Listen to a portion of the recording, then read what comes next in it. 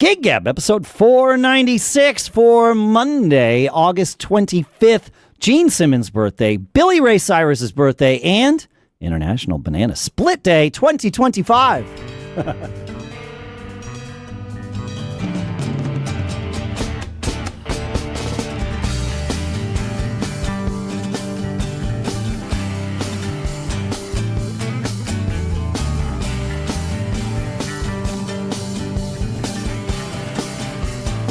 Greetings, folks, and welcome to Gig Gab, the show by, for, and about working musicians. Our sponsors today are gig sponsors, GigSalad.com, where you can head to create your free profile today, because always be performing means always be booking, and GigSalad will help you with that. And Gig Performer. If you go to gigperformer.com/giggab, you get 10% off of this app that's like your plug-in host, your backing tracks player, and more. We'll talk more about all of it in a little bit. For now, here in Durham, New Hampshire, I'm Dave Hamilton, and Capitola, California, it's Paul Kent. I love that. It's been too long since we got to do that together, my friend. It's been a while. So you have two sponsors with gig in the name. I know. I think we did that. I think you and I took the word gig and put it into the mainstream. It's us. That's us. Yep. We're going to pat ourselves on the back for the next almost hour. That's right. No, that's yes. What's it been? You were here in February, right? Yeah, on the show. I think that's sometime right. in February. And this is number 496. What are you going to do for 500? I don't know. Probably just another episode, because my schedule is like completely bonkers right now. I made it through all of that Lyme disease stuff fine, but as I'm looking at like my schedule, there's a lot that I've sort of let fall by the wayside. So I gotta pick up the pieces, and I'm traveling, so it's like, yeah. So 500 is a big deal. I mean, you've done such a good job. You've taken the whole show and the whole concept and the conversations to a whole nother level. So you should do something for 500. You deserve it. Thank you. Maybe I'll take the week off. Yeah, you're right. Yeah, I wonder. Yeah, I got to think about that, because it turns out that's coming up pretty soon. 4 episodes. Well, unless we do like 496.1 and 496.2, and to give me a little time. I don't know. Yeah. Yep. How's catch us up, man? How's life for you? Everything's good. Music life is great. Very busy. So I stopped the day job. I think I told you that. You did that, yeah. And really have leaned in, as many people do when they stop the day job, either of their own volition or just it's or otherwise. Time. Yes. Yeah. And I think I'll end up playing about 160, 170 gigs this year. So wow. Yeah. Holy cow! Yeah, what's the breakdown of that? Band gigs versus solo gigs. And I know you have at least 2 bands. I want to kind of talk about that too. But yeah. So there's 4 things that are booked. It's me solo in 2 different geographies. About 3 hours apart, right? Yep. And so now that I've lived down south in the central coast of California. That's what I would call home. I have built up a pretty good clientele of solo venues, and so I get to do that.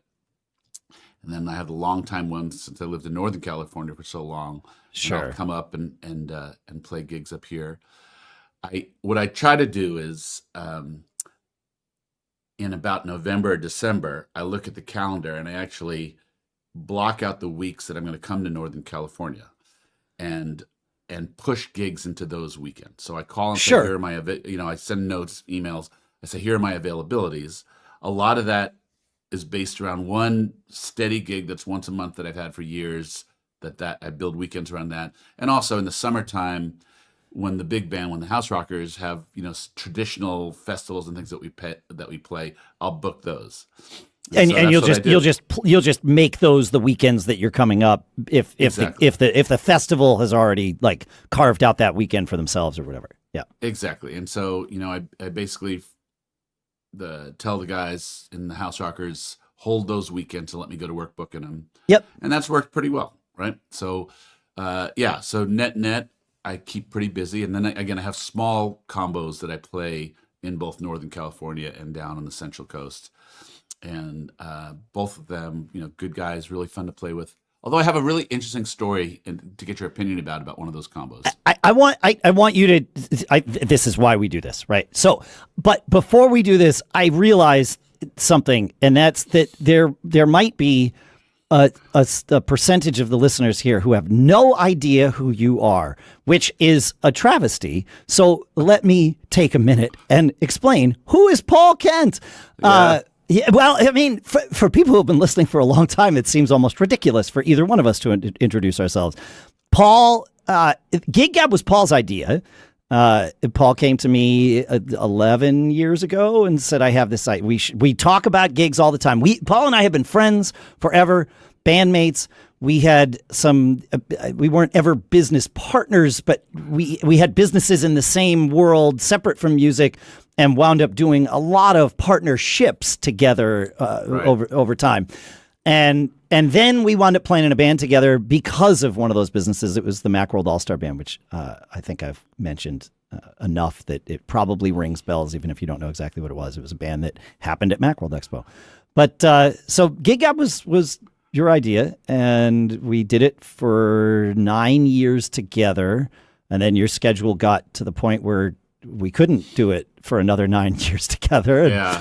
I decided I didn't want to stop doing it, so I had to change things, and I did. But it's so Paul, you are very much like, to say you're a part of Gig Gab is sort of the understatement of the decade. Well, the thing is that I didn't just come to you. I mean, I think the important part of the story that you're graciously leaving out here is you and I used to have these conversations by phone, or there wasn't video chat back then. So we would just call, and because we had developed this friendship, we would just call and say, hey, how are your gigs this weekend? What's going on in your band? How would you handle this?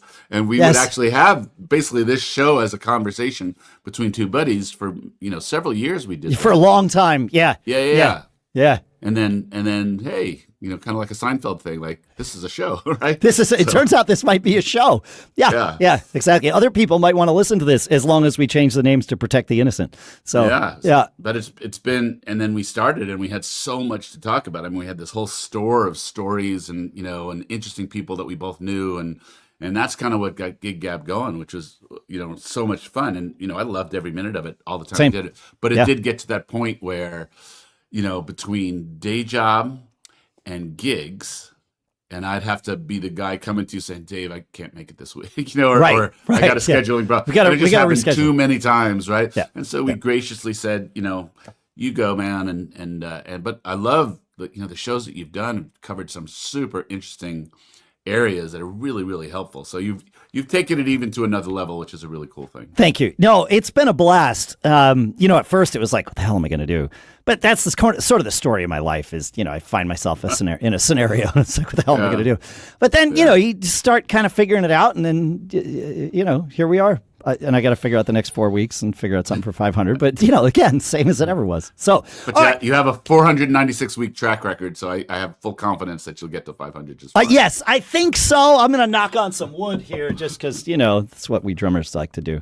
And Paul, you're a guitar player and a singer. You front a band. You live on the West Coast. I live on the East Coast of the United States. So it was always kind of interesting for us to. We rarely would play with the same people, although it did happen a few times. It did happen, yeah. But we could kind of compare notes without having any crossover and all of that. So yeah. Yep. Yeah. All right. So I have a question for you. Yeah. Go. All right. Actually, in preparing to talk to you today, I wrote down a couple things that I thought would be interesting to cover. But same. One is my group on the Central Coast. Again, super players, really good guys. One of them actually is a high school friend who retired to the same area, so we reconnected, which is a lot of fun. One of them was also in the same circle in the Bay Area, in the Northern California, that moved down there. So, those are two things.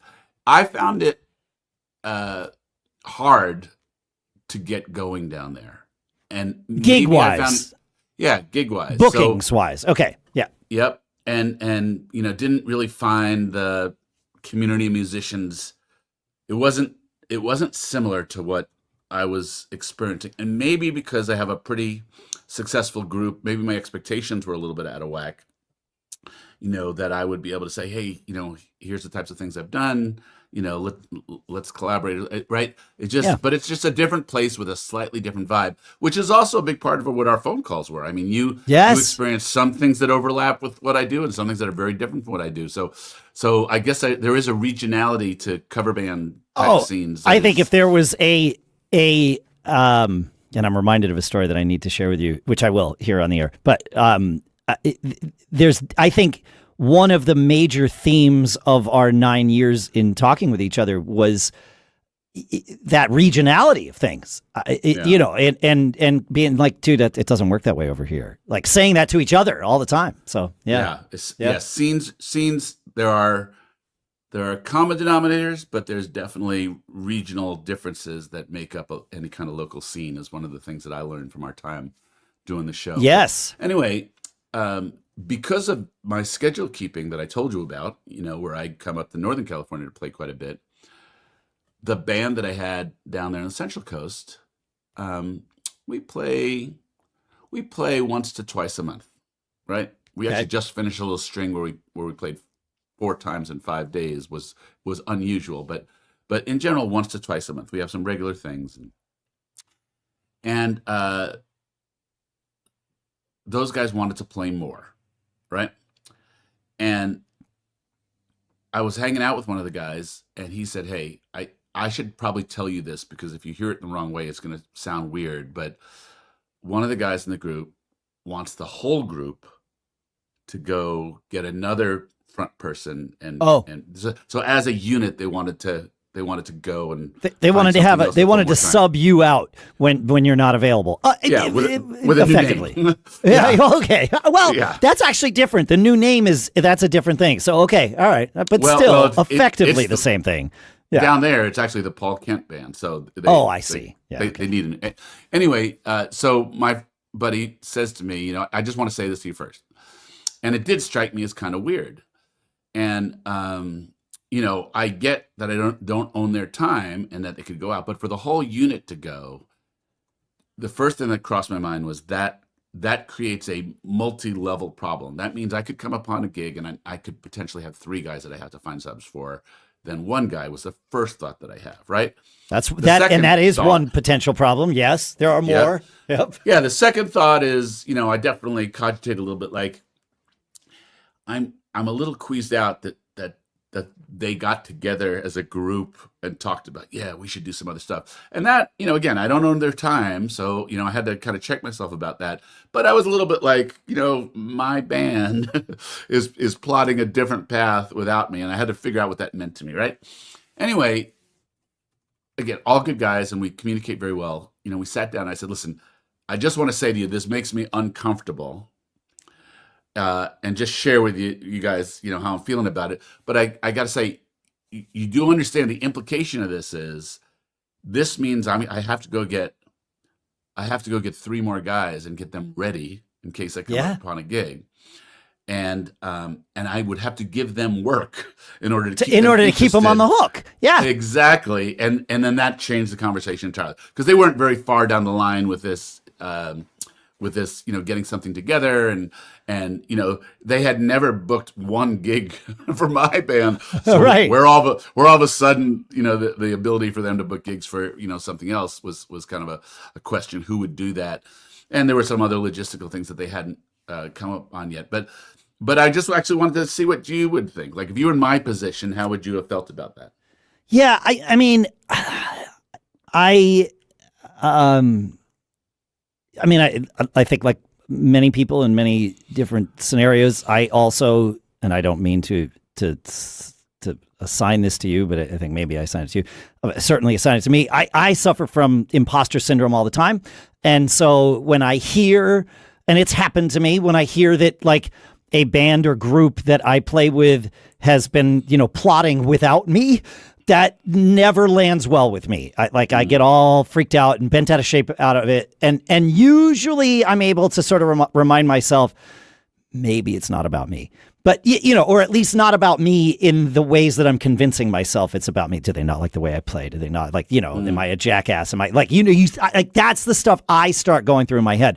With this, it was very much you don't have enough time. You know, we want to play more than you are able to play for whatever reason. And I've had that happen too, but I don't like that either. Even if that's the only reason, it sucks because their FOMO kicks in, right? Yeah. And it's like, well, but this is us and me and ours. And like, you know, you start like, and even if I'm not the one that put the band together, even if I'm not the leader, I am not someone, I think you and I, we have a lot of differences in what we've done, but one of the things we are very much the same about is a band is a band. And it's a family, it's a you know, brotherhood, whatever you want to call it. Like there's a bond there. And it always weakens that bond when I find out like, oh, like this is happening. Or even if I see it happening, if we're talking about another band, well, you know, he can't make all the gigs, we got to find somebody else. It's like, let's bring that person into this conversation.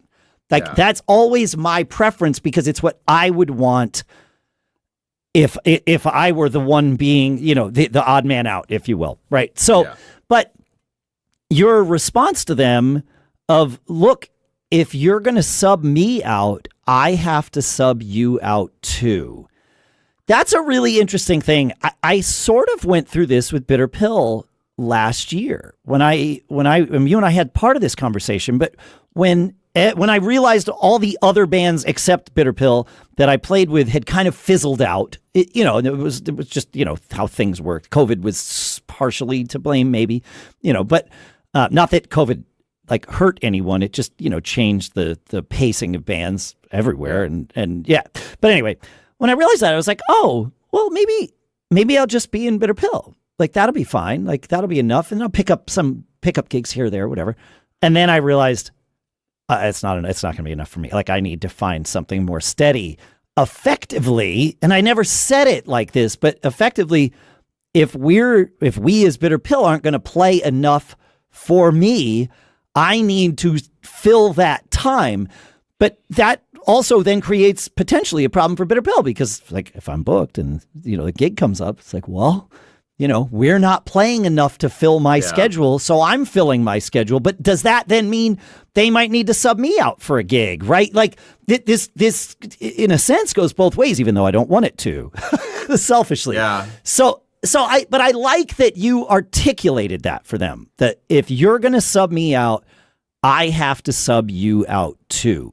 And that I think is a really, I think that's not a response that comes to mind for most of us. So I give you a lot of credit for like realizing, okay, hey, you know, I'm uncomfortable with this, which you communicate to them, right?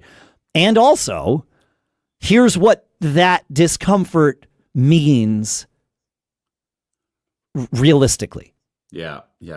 So I don't think you did anything wrong, and I completely understand why you would be a little bit weirded out by it. I would be too. I had to deal with the weirded out stuff, and I wasn't actually. I don't think I did anything wrong. I was more asking what you would have done in the same situation. I think. No, I don't think you did anything wrong either. I wanted to break it down because I think that's. I mean, there's probably other correct reactions to that, but to me, that is certainly one set of reactions that I would say is correct. And like, I don't think you did any, like, I think that was perfect. And I would hope to do the same thing in that situation. I would hope that I would fly off the handle. Yeah. You and I have always said the essence. Yes, we are both band guys. Yeah. And the essence of keeping a band together. And, you know, one of the things, if you don't know, my back on the Houserockers, my big band in Northern California, is together 26 years now. So it has been together for a long time. Not all the same guys. It's something I'm very proud of. But I want to talk about that, and it's related to subs and you know, the kind of incestuous, you know, behavior that older musicians have now. And so we should get to that a bit. Anyway, the net of this conversation is, it was a good, honest conversation among adults.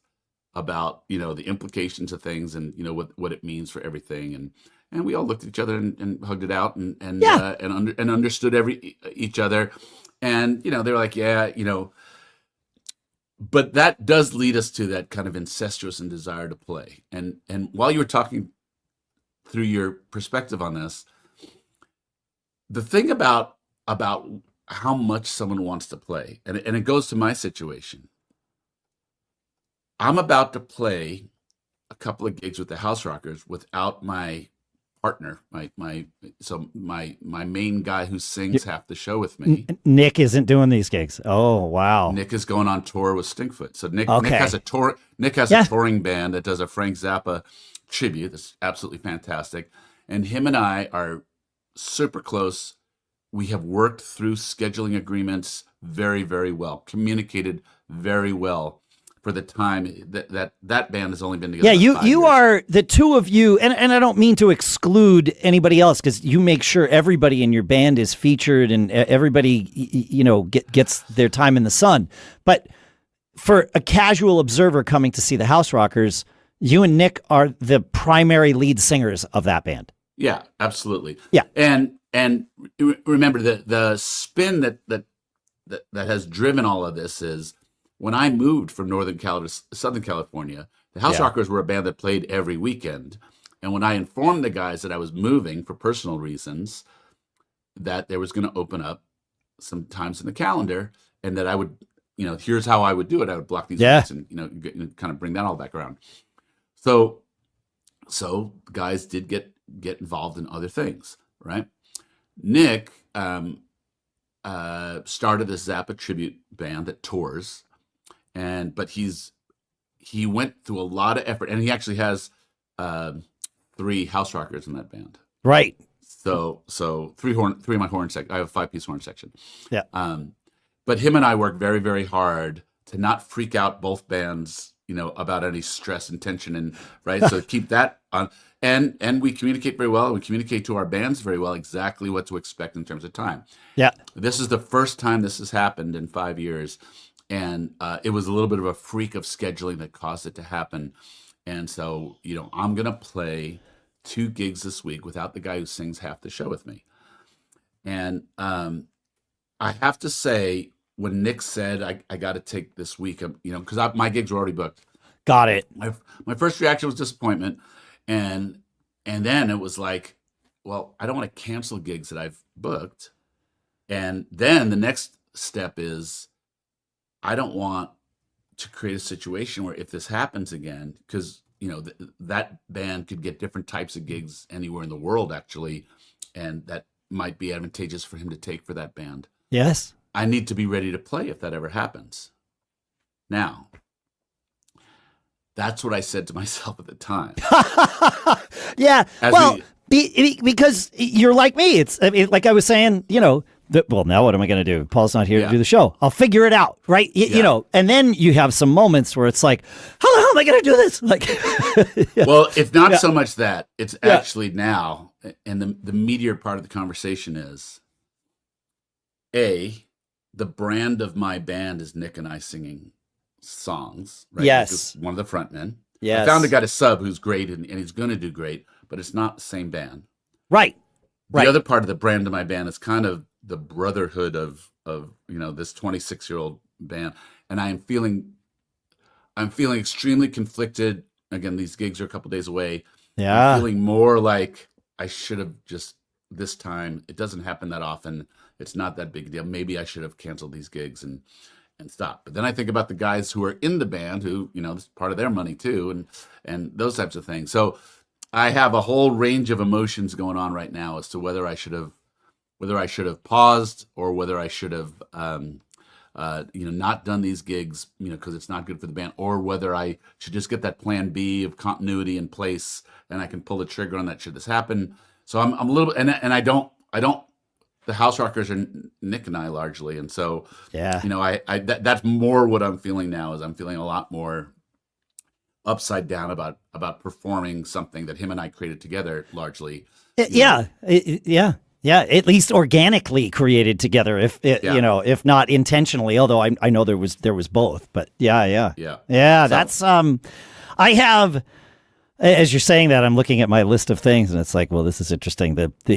This seemed like a good idea at the time. Might be the name of this episode, but I don't want people to get the wrong idea. The episode itself was a great idea at the time and now, but some of the things we're talking about, not so much. So yeah, I feel you on that. My guess is that for both of us, and I'll share my story in a little bit, but that for both of us, we're going to stress about these things that we've agreed to do that seemed like a good idea at the time. And because we're a little bit stressed about it, hopefully not terribly stressed about it, we're going to make it through it, and it's going to be great. And we're going to look back on it and say, I'm glad I stepped outside of my comfort zone. I like that's my hope. That's what I'm telling. Yeah. That's what I'm telling you as a friend, and me as the Dave that has to live in Dave's body too. So, well, the point of what I'm trying to say is, this almost approaching entitlement that a lot of musicians, especially older musicians who have more time, have, that they want to fill their calendar. That is the primary thing that drives a lot of decisions. It's me, it's my choice, it's my calendar, it's my time. I'm a free agent. I'm in this band, but it's an at-will relationship, all the type of stuff. That is the dynamic that so much floats around. And I'm saying for myself, I'm asking you if that's right. Now, I have another guy who in one of my groups, who took a gig with another group that's very similar. Okay. And didn't talk to me about it. Should he have talked to me about it? It's a very similar group, right?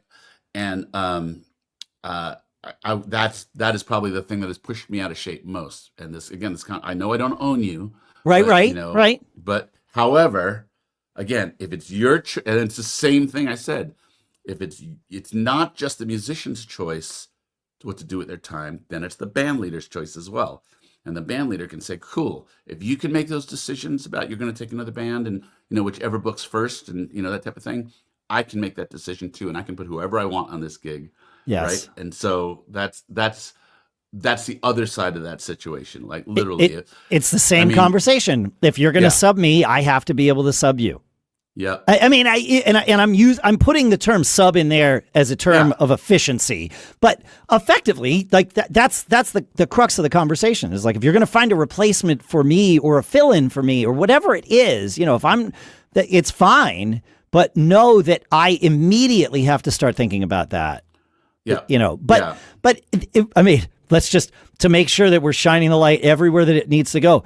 Every one of us in this equation, your bandmate, me, my band, you, everyone is playing it's my calendar card, right? I get to decide for me, but when you can find that collective, that band, that, family, whatever it is, that dynamic where the decisions are made together, I think there's a strength there. It's not easy to create that, and it's especially difficult to maintain that. Yeah, but that's especially when you're in a band and a bunch of at-will guys getting together. Correct. That's where we started this, Dave. Is like, yes, a band is this organic thing that takes care, feeding, nurturing, all hands in. Whatever you all have agreed that the roles are going to be in that care and feeding process. But a band is this thing that and I think you will argue it makes for better music. Yes. Yes. Okay. It makes for music that translates better. I have an anecdote to share about that with the new band that I've joined and kind of how it relates to my life and everybody's life in it. So we'll talk about that in a minute. The next thing that I want to do is talk about our sponsors because, well, our motto, always be performing. But to do that, you've got to always be booking too, right? And that's where our sponsor, GigSalad, comes in. Whether you're a solo act, a band, or a DJ, GigSalad makes it ridiculously easy to connect with event planners across the U.S. and Canada for weddings, parties, corporate events, you name it. They've got a really strong Google presence, so planners searching for talent are more likely to find you. You can set your availability and preferences so you only get the leads you actually want. No more sifting through, hey, can you play my nephew's birthday for free messages? And their whole platform, from messaging to quoting to booking, is smooth and fast. And one of my favorite parts, clients pay up front. That means your money is guaranteed before you even load in. We talked about all of this and more in the interview on Gig Gab 482 with Mark Steiner from GigSalad. And candidly, GigSalad is a game changer. It's like having a booking agent that never sleeps, never takes a cut of the green room snacks, and always, always has your back. So head to GigSalad.com to create your free profile now and take the first step to booking more shows. That's GigSalad.com. And let them know we sent you here from Gig Gab so that, we all kind of know that we're helping each other. It's wonderful. GigSalad.com, and our thanks to GigSalad for sponsoring this episode. And speaking of sponsors who first started out as guests on the show, our motto, always be performing, but that's a lot easier when your live rig isn't a ticking time bomb. And that's what I love about our sponsor, Gig Performer, the software trusted by touring pros for rock solid stability. When you design your setup, it just works exactly as you intended. No glitches, no mid-show meltdowns. And the flexibility, it's unreal. Host your VSTs or audio units plugins, integrate your hardware, run backing tracks, automate patch changes. It's an all-in-one live performance environment. You can even map pedals, knobs, and sliders to control just about anything. Building sounds is fast with the drag-and-drop wiring view, widgets, and variations. Setlist view puts your show in perfect order so you can focus on playing and maybe adding that fog cannon cue for dramatic effect. You can even downsize your rig, right? Trade that heavy pedal board or stack of keyboards for a laptop, a controller, and an interface without sacrificing an ounce of power. Performer comes in 2 flavors. Essentials for $59. That has all the core live tools and 1,000 built-in sounds. And then Gig Performer Pro for $169 for the deep dive. Power user magic that can run an arena tour. And here's the great part. Because you're a Gig Gab listener, you get 10% off by visiting gigperformer.com/giggab or by using coupon code GigGab at checkout. So gigperformer.com/giggab or coupon code GigGab saves you 10%. Go check it out. I think you're going to love it. I really do. And our thanks to Gig Performer for sponsoring this episode. All right. So when I had Scott Smith from the North County Band on a couple of weeks ago, I mentioned that I had these 2 gigs coming up, 2 different bands in the same evening. And it was definitely one of those things that as it approached, it got worse and worse. My second gig was with Casual Gravity. It was supposed to be an 8 to 11. They had told us that it would be okay so long as we started by 9. Okay, this is important. The other gig was a 40-minute set with Bitter Pill, 15 minutes away, at a festival that we play every year. That was booked first. The Casual Gravity gig came in afterwards. In years past, Bitter Pill has actually done the early gig and then also a later gig ourselves. So in my mind, I knew, okay, this could be possible. And I knew that this second gig was important for Casual Gravity. And so I thought, well, let me see if I can make this work. So months earlier, and I'm going to fast forward through as much of this as I can because people heard most of this. But months earlier, I'd asked, do they know what time we're going to start? Yeah, sometime between 6 and 7. Okay, great. Fine. Week of the gig, I think when I recorded with Scott, we were told 7:20. The day before the gig, we were told 7:39 p.m. was going to be our start time. Now, this is starting to get dicey. I have 2 drum sets that I'm able to gig with, so I brought one and set up one. We did not actually take the stage as Bitter Pill until 7:53 p.m., but there were 2 factors that the gods shined down upon Dave. One of them was that when we got there was a drum set on stage. This is like a variety festival. It's not just bands. And there was a drummer up on stage playing little Foley effects, whatever. So I'm like, can I use his drum set? Like, would that be okay? And it turns out one of the people in the band, Billy, knew the drummer? And so we went up and asked him. He's like, yeah, sure. It's like, great. We'll use breakables so that, we'll take your cymbals down. He's like, you can just use my cymbals. Like, even better. The less I need, right? Like, I need to GTFO. And so that was one factor that if that didn't happen, I don't know that anything would have happened, because the second factor was that they had a noise curfew that they thought was like 8 p.m. I think we played till 8:10 p.m. So we played 16 minutes of a 40-minute set. I made it to the other gig with a half hour to spare. But like, it got dicey, right? and it got dicey as I'm thinking about this for exactly the reasons that you and I have been talking about in this episode. Casual Gravity will not sub out anybody. If one person can't make it, we don't do the gig. And that's been the case since before I joined. It was made very clear to me up front. And it like the proof is also in the pudding. Like, there's never I guess maybe we could try to find it. No, it's just like, if the four of us can't do it, we can't do it. But that comes with a responsibility. And, how often have you had to not take a gig because of that? It happens. Many times. And not just me. Like, I've certainly been the cause of it some of the times, but it goes around the horn. It's just like, we keep a Google Calendar of everybody's blockout dates, and we're good about it though, because we trust each other, and we're comfortable with the fact that there's never going to be if you're going to sub me out, I need to sub you out scenario. That is removed from this equation, and I can't tell you how nice that is. Right? Because so I'll put on the calendar, ask first. If I'm out of town or something, then I don't put ask first, but if it's like, well, it depends on where the gig is, what time it is, can I make it there given the other commitments that I have, or could I potentially move the other commitments? But if we get offered a gig on a Friday or a Saturday night and I have ask first on Friday night, well, then we're just going to take the Saturday, right? If it's easy enough to avoid it, we do. And do you have you had any kind of conversation where, but Casual Gravity is my primary gig, so I will always try to move something if it's, is everybody on the same page about that? Not necessarily. I mean, there's never been a talk about which comes first, right? But there is the understanding that if something is movable, we will each, try to move it for the collective good, right?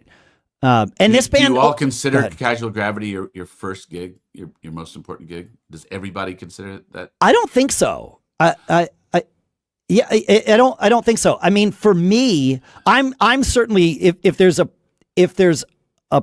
a problem child musician in Casual Gravity, it's me. I play with more projects than anyone else in that band.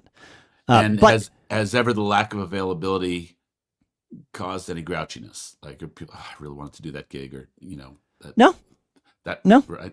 Yeah, but I'm also we communicate so well that I knew it was important for these guys to play this particular gig, and so I didn't. And if it didn't work, they would have been fine canceling. In fact, as we started getting details from this other gig, they were like, "I wish we had not taken this." Like, we were all on the same page, because everybody in the band is pretty empathetic to one another, and they're like, "We know you're going to be stressed, and so therefore we're stressed for you." Yeah. And everybody did their thing, and it all worked. It went so smoothly on that end. But it got dicey. But knowing that we're gonna try and work for each other, and if we can't, we know that everybody did what they could, and we also have lives, and all of that's fine, and everything works. On the Bitter Pill side, and I love playing in Bitter Pill, I think this is interesting. If you ask me which band is my priority, I love playing in Bitter Pill. I love what we do. I love pushing that band forward. It's an original band. Push comes to shove, I might say Bitter Pill's my priority. But Bitter Pill doesn't play enough for me to remain sane. I know that I need to play gigs routinely. to be a healthy human. Now, sometimes I have too many of them, and then that's unhealthy too. But if I go months without playing a gig, that's bad for me. Yeah. And Bitter Pill just doesn't play enough, so it has to therefore be deprioritized. But Bitter Pill is a band that is modular, and I would say jumps too quickly to sub things out. And that's me speaking from the viewpoint that we've been sharing all episode, which is I'm a band person like you. I don't want to play when it's a modular thing. I want to play with the people that I know, that I learned these songs with, that we played the last gig with, and we can evolve together. And to me, that's the fun part of it. But I also have FOMO, and so it's like, well, if I don't take a Bitter Pill gig, at some point they're going to sub me out, and then what happens? It's going to ruin the band. It's going to start bringing the quality of the band down, which is what happens when you bring a sub in of any kind. Like it at least initially, right? If the same sub keeps coming back, well, then they're a band member, eventually. So who was the guy who we spoke to a couple of years ago who has that band in Florida who charts everything out and Adam Moskowizard. Well, his name is Adam Moskowitz, but yes, I call him Adam Moskowizard. Yeah. So he was the other end. He's like, I am prepared for any eventuality. Yes, fully modular. Yeah. But you know it like that. Like there's no surprises there. It's not like the band played with the same 4 people or 6 people or whatever for years, and then suddenly it's like, oh, by the way, on this gig we have a different bass player. It's like on every gig we might have a different bass player. Yeah. It going in, and to me that's a different type of. To me, that's and this is going to sound negative, and it's not meant to be, but that is a business. Well, his brand is, I will always bring all stars out to play have a great gig. If you see my band's name, I can't guarantee who it's going to be, but it's going to be great. And yes. That's kind of how he goes about it. And that's commerce. That is a model. Blew us away. Yes, it is commerce. But yes, and I don't say that. I don't say that with any there's no shade there. But that's very different than. The 4 of us or the 6 of us or whatever have been playing together. Yeah, we've been playing together 12 years, and 5 years ago we had to replace our bass player because he moved. That's still to me that's still a band. Like things happen, bandmates evolve, but the gig is intended to be the core of the band. The core people that you yeah, and that's just 2 different things. That's what I'm saying. The incestuous free agent nature of many musicians is, we talked about scenes. It is a dynamic of scenes. Yeah. And the flip side of this is, I think when you, at least when I first started playing music, everybody was in it together, and everybody was in it, trying to do something to make the band better, whether everybody was working on getting gigs and talking, everybody was putting up posters, everybody. So when you're younger, you do that. When you're older, well, it's I hear it's my skills. I'm a guitar player. Take me if you want me, if not. But I think that the sub mentality, while necessary, is often to the detriment of the quality, right? I mean, 100%. There are great subs. We've had great subs sit in with our group in different ways. Of course. Play very great, but they don't know that choreography thing. They don't know that transition thing quite as, right? And so there's all these kind of subtle things that make any show less than when you put a sub in. 100%. I've been that sub in many bands. I've been that sub in your band, in fact. That's right. I didn't even think about that. And you were a good sub. You put a buttload of effort into trying to hear those things and learning our show. But I couldn't possibly have known all of them. But my point is that you did more than most subs will do. I mean, even good subs, Yeah. For one gig, I'm going to, put 100 hours into learning your show, right? So that's me prepping for this Taylor Swift. We're doing a Taylor Swift gig. We do these tribute gigs about once every 6 weeks or so at the Seacoast Rep Theater, where I've played for years.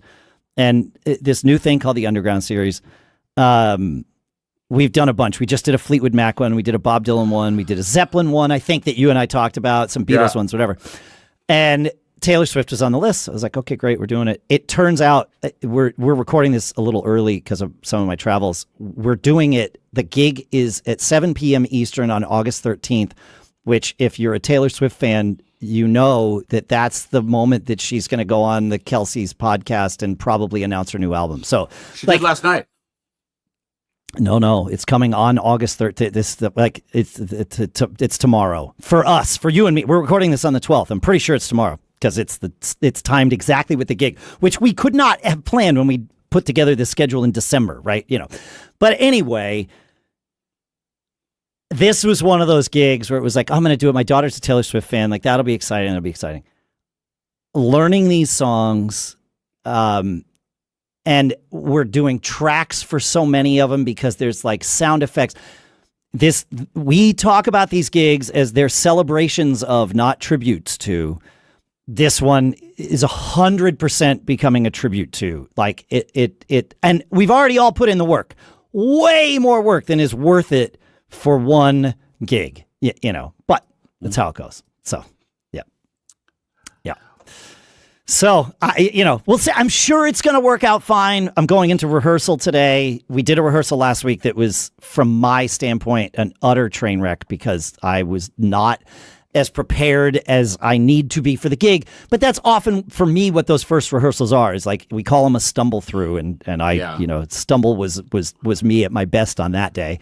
But but it was fine. Like, it was like, all right, well, now I got to like carve out 3 other evenings to like, learn these frickin' tunes that I'm probably never going to play again. So, but maybe now I'll start that. The Ex-Boyfriends, the all-male Taylor Swift review. Well, all I ask, Dave, is that, when you post this, please put some kind of disclaimer. All of the Gig Gabber people, please, the guys who are subs or women who are subs, please don't send me hate mail. I do not hate you. You are a very important part of what goes on. Oh, yeah. In context of making everything successful and making the shows good, not just that the shows can happen because you're filling a spot, but I mean, like like you were with us, making a good subs who come in and do everything they can to, really learn whoever you're subbing for a show. That's really valuable stuff. But when it's lowest common denominator substituting, that creates a different vibe. Yes, but yes, and I can speak to this, and I agree. Like, I know that you are very appreciative of every sub you've ever had come into the Houserockers. Yes, like that. There's no question. If you were to go back and listen to every episode of Gig Gab, which someone did, by the way, you would, you would know how much Paul appreciates subs. Dave Friesema, and I hope I'm pronouncing your name right. Dave is with Dark Matter Audio. Formerly Westone. Dark Matter is the new company that he and Tall and some of the team from Westone started for in-ears. Dave and Tall were on the show a couple months ago, and then I got a note from Dave several months later saying, "I'm almost finished." And I'm like, "What are you talking about, dude?" And he's like, "I went back to the beginning." Whoa. And he listened to everything. And so I asked him, I said, "All right, what do you think?" He said, "Well, I've learned 2 things. Paul likes Bruce Springsteen. Dave doesn't like Beta 87s." He then had some other feedback when I had a interactive conversation with him, and he had some other things to say about the show and all that. But I thought that was funny. But yes, I think the other thing that Dave would and I don't want to put words in your mouth, but I think anybody who listened would agree that subs are important, but subs also bring the quality down. If it's a band, like if it's just if it is I don't want to say just, because I play in a modular group. Monkey Fist is a modular group. If it's a modular group, then the quality level, candidly, won't rise above a certain point. And it's because of that modularity. But the gigability of the band, the flexibility of the band is the important thing. And you can take a gig and know that, all right, well, if that person can't make it, no problem. I can bring somebody else in. We're going to hit the quality level of Monkey Fist.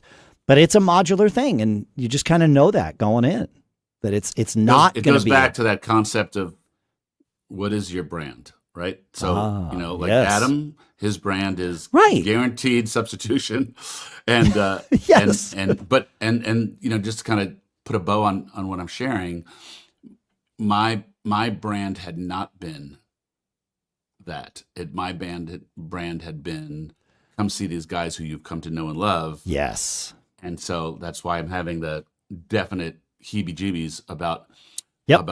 about saying I need to have a plan B. But it is still a point of like, well, what do I do? Like, it's not fair. Half the band isn't going to get to work but the other band does get to have continuous work. So there's a little thing, and actually those things, if you don't have a very tight relationship, those are the things that break up bands. Those are the things Yes. that make, if we're not important enough, I'm going to go fill my time with something else, and then it creates whole different problem. Yeah. So yeah, right. There's the intended message to be sent, and then there is the message that is received by the band or the people or whatever.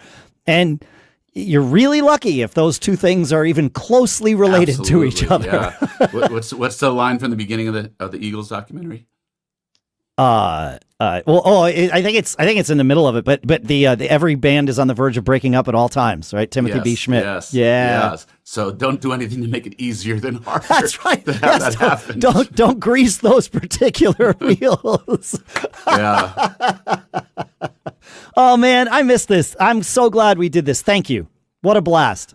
My pleasure, Dave. It's really good to see you. And again, good to see I you just too. love that you've kept the quality of the show so high. So keep on going, man. Yeah, man. And you keep coming back too, right? That's the Got it. Okay. There was a phrase, I'm pretty sure you're the one that came up with it, so I'm going to ask you to say it another time. I was going to say one more time, but there's going to be so many times. Again. Yeah. Again. Would you say Everybody. it again? I'd be my honor, my privilege, always be performing.